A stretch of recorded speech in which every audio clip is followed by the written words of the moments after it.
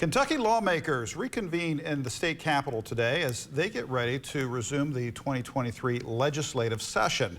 Some of the biggest topics that are being addressed include the ongoing teacher shortage. The House Standing Committee on Education met earlier at the Capitol Annex to discuss ways to improve on that shortage. And that's where we find ABC 36's Annie Brown standing by with more on what lawmakers had to say. Annie. Yeah, Doug, Lisa, Kentucky Department of Education Commissioner Jason Glass speaking to that committee earlier this morning, saying the issues about the number of teachers that are leaving.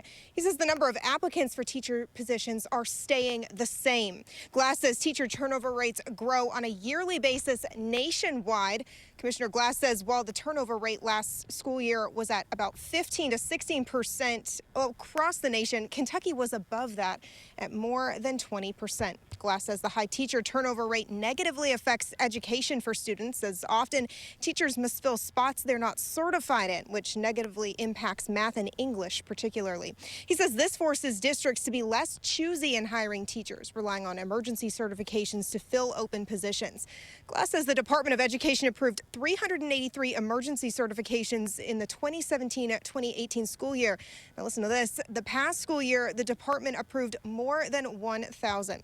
He says the shortages span Kentucky's 171 school districts, and the lack of teachers is due to three things: pay, support, and respect. However, Republican Representative Russell Weber challenging that, saying teachers don't feel supported by the administration or the department, and expressing since virtual learning, it's been more difficult to discipline students. So my message today is this to you, Commissioner Glass.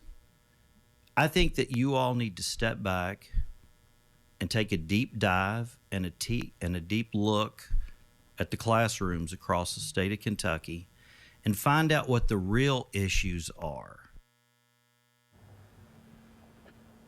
Now, Commissioner Glass says there are about 1,000 teacher vacancies right now, but that only counts for certified teacher shortages, not just substitute teacher shortages. He says it's important to be clear-eyed about the magnitude of changes needed to be made and that there are no quick fixes to the situation. Reporting live in Frankfort, Annie Brown, ABC 36 News.